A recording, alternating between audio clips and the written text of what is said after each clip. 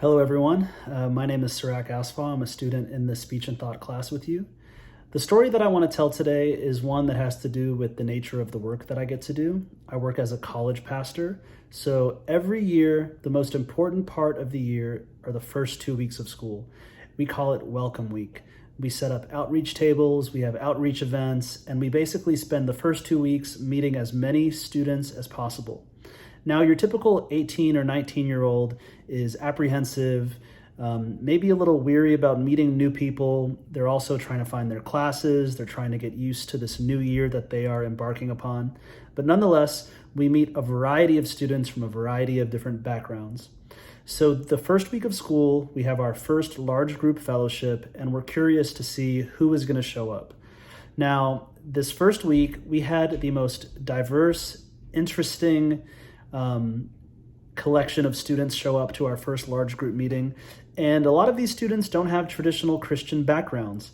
There was one student specifically who, when they walked in, you would kind of assume that this student is maybe a little difficult to communicate with.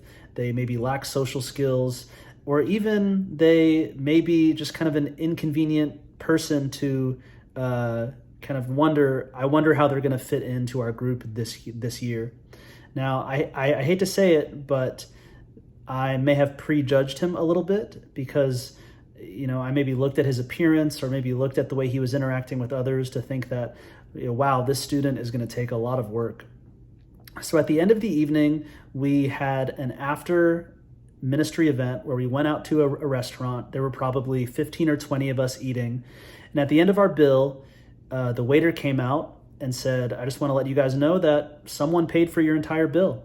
And it was at that moment that the student that I had prejudged stood up and said, "Hey guys, I just want to say thank you so much for having me tonight. I used the last of my financial aid to pay for everyone's dinner, and I want you guys to know that the Holy Spirit is with us and we are going to have a great year."